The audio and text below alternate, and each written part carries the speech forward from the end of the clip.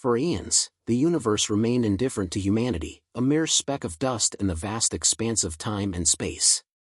Yet, on the day humans stood before the Galactic Council, everything changed. It was as if the weight of history pressed upon Earth, and the cosmos itself awaited an answer. Earth, year 2175. Humanity had conquered the stars, spreading across the Milky Way. Despite numerous encounters with alien species, none had welcomed Earth into their galactic fold.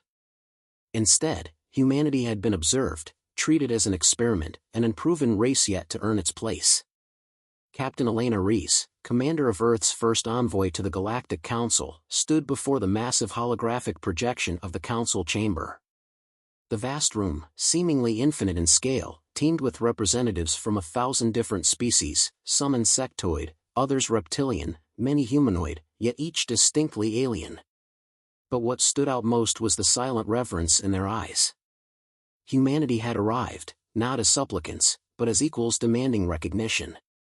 Elena's heart pounded, the enormity of the moment settling deep within her chest.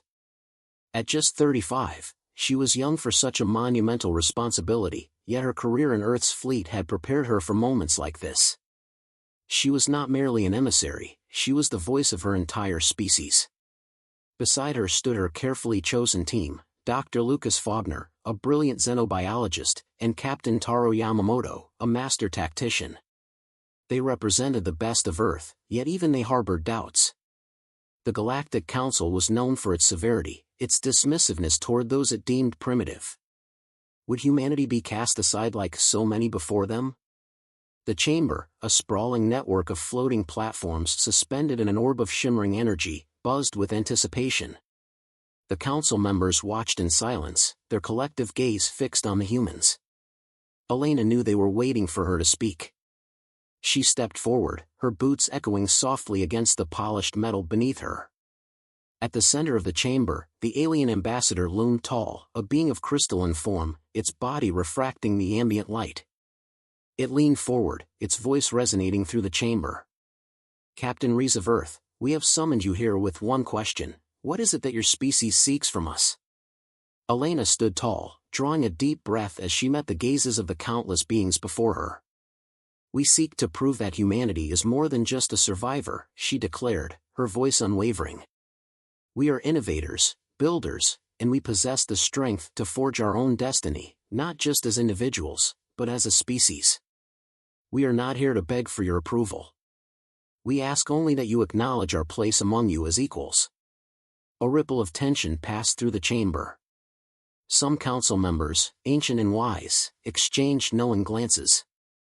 Others, cold and calculating, remained impassive. There was something audacious about her words, an assertion that defied millennia of tradition. The crystalline ambassador studied her for a moment before speaking again, its voice calm, yet carrying an air of finality. You do not yet understand. We have watched civilizations rise and fall. Some endure for millennia, others burn brightly only to fade into oblivion. What makes you believe humanity will be any different? Elena's hands clenched into fists. Because we are not like the others, she said, her voice firm. We adapt. We evolve. We push the boundaries of the possible. Time and again, Earth has faced extinction, and each time, we have fought back. We do not break, we rebuild. We have conquered space not through brute force, but through ingenuity. And now, we stand before you, not as a desperate species clinging to survival, but as one ready to claim its rightful place in the galaxy. A murmur spread through the council. Some faces, alien yet familiar in their contemplation, weighed her words carefully. Others, older and more rigid in their beliefs, remained unimpressed. A reptilian delegate, its species older than human civilization itself, let out a dismissive hiss. You speak of strength, but strength alone is not what the galaxy demands. It requires wisdom, patience, and above all, restraint. Dr. Lucas Faulkner stepped forward, his voice cutting through the charged silence. And what is wisdom without the courage to act? You have watched civilizations rise and fall, yet how many have you truly helped? The chamber fell into a hushed stillness.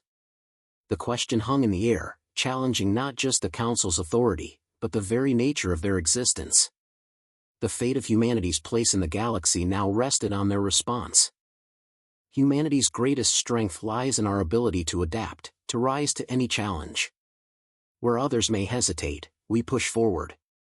The reptilian ambassador hissed, his pupils narrowing, but before tensions could escalate, Elena raised a hand, signaling for calm.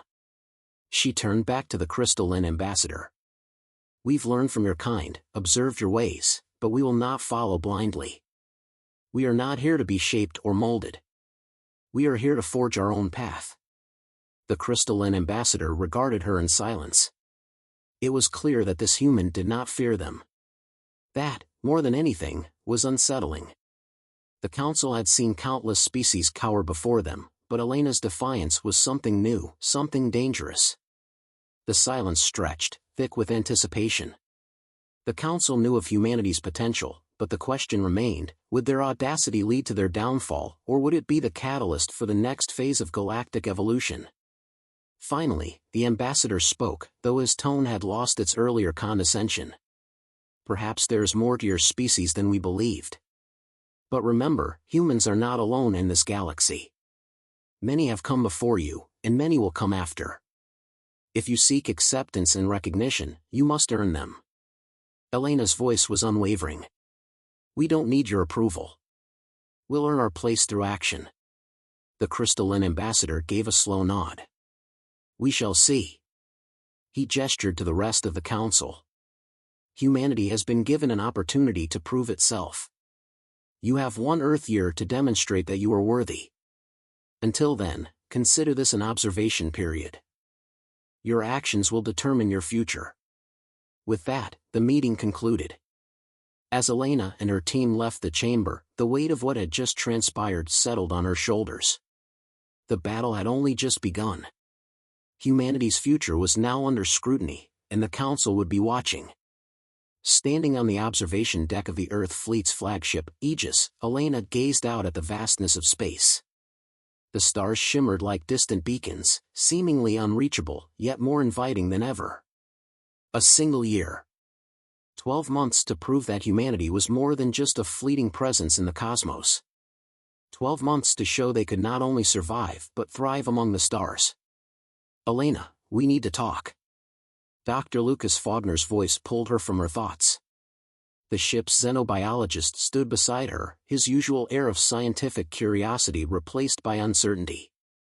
He had always been the steady one, the voice of reason, the man who could see every angle and calculate every risk. But now, concern etched deep lines into his face. What is it, Lucas? She asked, her voice steady despite the unease creeping into her mind. We're on the clock, Lucas began, his tone low and urgent. They're not going to make this easy for us. The Galactic Council doesn't make decisions like this lightly. They've tested civilizations before, and most of them failed. How are we supposed to prove ourselves in just 12 months? Elena's mind raced. She knew the truth behind his words. The Council wasn't just an assembly of diplomats, it was judge, jury, and executioner. This test would be no mere formality, it would be a crucible designed to separate the worthy from the weak. And the stakes? Nothing less than humanity's survival. We'll show them what we're made of, she said, her voice firm despite the doubts gnawing at her. Our strength isn't just in brute force. It's in innovation, adaptability, and unity. They've underestimated us. Lucas studied her, his mind turning over possibilities. But what if they're right? What if we're not ready? Elena met his gaze, her resolve hardening. Then we have no choice but to be ready. Just then, the ship's comm system crackled to life, summoning them to the command center. The test had begun. Captain Taro Yamamoto approached with his hands clasped behind his back, his military bearing as steady as ever. His normally stoic expression held a quiet intensity. I've been reviewing the Council's terms, he said, his voice slicing through the tension. This isn't just about what we do, it's about how we do it. We need to show that humanity can handle the responsibility of galactic membership. That means making strategic decisions, and every decision has consequences. Elena nodded, unsurprised that Taro would be the first to bring the military perspective into the conversation. I understand, but this isn't about going to war, Taro. We're here to prove that humanity has more to offer than just combat. Our technology, creativity, and determination, that's what we'll use to our advantage. Taro's gaze remained sharp. We're not the only ones in this galaxy, Elena. The other races will be watching, waiting for us to fail. The Council isn't our only concern. The galaxy itself is a battlefield of alliances and agendas. The weight of their situation settled over them, the conversation thick with unspoken understanding. Time was running out, and the choices they made now would ripple across the stars, shaping not only Earth's future but also its standing in the intergalactic order. Over the next few days, Elena and her team worked relentlessly, dissecting the Council's terms and attempting to anticipate the tests ahead. One thing became clear: brute strength or sheer resolve wouldn't be enough. Humanity needed to demonstrate its ability to balance power with wisdom, technology with ethics. But what exactly would these tests entail? What did the Council expect from them? The first hint arrived in the form of a brief, cryptic message from the Galactic Council. The trial begins. Humanity will be tested on its ability to resolve a galactic conflict, navigate political intrigue, and balance the needs of multiple species. You have 12 months. Do not fail. The words echoed in Elena's mind. A galactic conflict. Political maneuvering. How could one species, still new to the cosmic stage, hope to navigate such an intricate web? We need to be ready for anything, Elena said, her voice firm as she gathered her team in the ship's briefing room. This won't just be about our achievements, it'll be about how we handle situations where there is no easy answer. We can't rely solely on our technology or military strength. We need to prove that humanity has the wisdom to lead. Lucas, ever the strategist, leaned forward. Political maneuvering will be one of our biggest challenges. The species we're up against have centuries of experience in diplomacy and deception. If we want to survive this, we need to study them, learn their patterns, their weaknesses. They'll be watching us closely, but we can't afford to underestimate them. Taro nodded. And we need allies, fast. This isn't a battle we can win through force alone. The galaxy is full of factions, each with their own interests. Negotiation, strategy, and adaptability will be our strongest assets. The Council will be watching, but so will everyone else. Elena let their words sink in.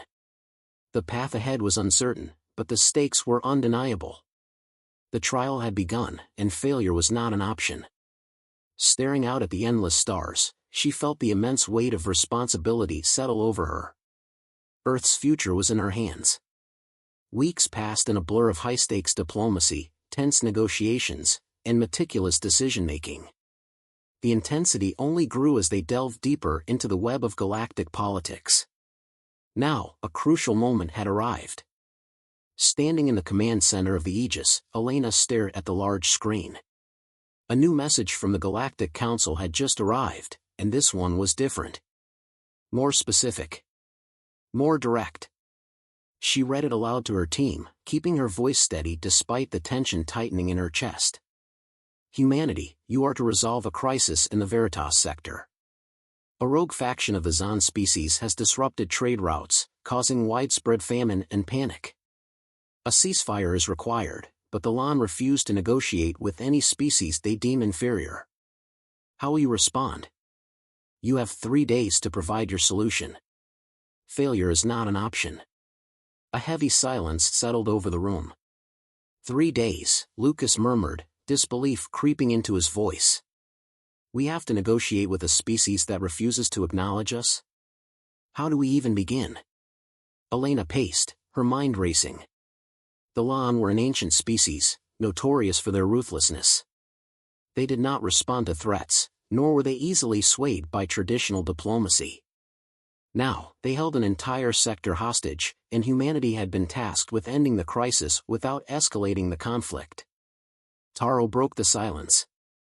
We can't just march in and demand a ceasefire. That would only make things worse. We need a smarter approach. Elena nodded. Agreed. We're not here to impose our will by force. There has to be another way to reach them, a diplomatic angle we haven't considered. Lucas raised an eyebrow. Diplomacy? With a species that sees us as insignificant? That's going to be a challenge. We've faced challenges before, Elena countered. And we've learned from our past mistakes. We don't need their respect. We need their cooperation. The question is, how do we get it? The team worked tirelessly, poring over intelligence reports, cultural histories, and political analyses of the lawn. Somewhere in the data, a solution existed.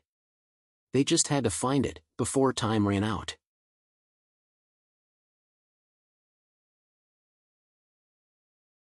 Humanity had no known diplomatic ties with other species, never having been forced to negotiate or cooperate on a large scale. They were self-sufficient, proud to the point of arrogance, and in that arrogance lay their vulnerability. Pride could be their downfall.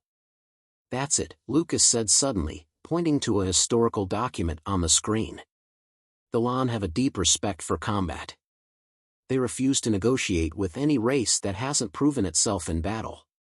If we beat them at their own game, they might just listen. Elena's eyes lit up. A challenge, then. Not a war, but a battle. It's bold, but it's the only way they'll take us seriously. Taro shook his head, skepticism evident in his voice. You're suggesting we take on an entire faction of a highly skilled species with a military that vastly outweighs our own? That's a suicide mission. No, Elena countered. We don't need to defeat them in numbers. We need to show them we're willing to fight, to stand our ground. A single battle, a demonstration of human strength and resilience. If we win, the Lan will have no choice but to respect us. Lucas looked uncertain, but Taro's expression remained stoic as he mulled over the plan. It's risky, but it's our only chance. We need to move fast. The decision was made. They would challenge the Lan, and do so on their own terms. The next 2 days were a blur of preparation. The fleet was outfitted, soldiers were trained, and strategies were finalized. Elena and her team worked tirelessly, ensuring every possible advantage was secured. Deep down, she knew this wasn't just about military prowess, it was a test of their willpower. Finally, the moment arrived. They entered the Verita sector, where the Lan fleet loomed at the edge of a massive asteroid field. Elena's heart pounded as the comms link crackled to life. A cold, unfeeling voice spoke across the void. You are bold, humans. But your challenge is a mistake. Elena stepped forward, her voice firm yet composed. We are here to prove our worth. If you refuse to negotiate, we will fight for our place in this galaxy. We will fight for peace. A pause. Then, the Lan representative responded. Prepare yourselves. This will be the last lesson you ever learn. The battle commenced in earnest. The Lan fleet surged forward, sleek, deadly, and overwhelming. Humanity, though outgunned and outnumbered, fought with a ferocity that took even their adversaries by surprise. Every maneuver was calculated, every soldier determined. And then, something unexpected happened. The Lan, realizing that the humans would not yield, began to withdraw. It was as if they had never encountered a species willing to fight so fiercely for what they believed in. As the battle waned, the Lan's lead commander sent a final message. We acknowledge your strength, but strength alone does not earn respect. Elena's gaze hardened. We have earned our place. Now, let's talk. In that moment, the tide of the conflict shifted.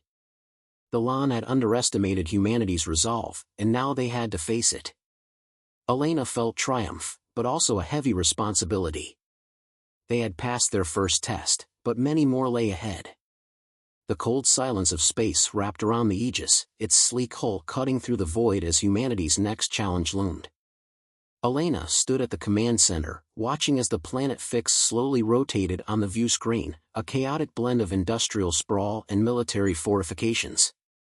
The LSI and the Karner had been the first challenge, but Fix was different. This wasn't a diplomatic mission.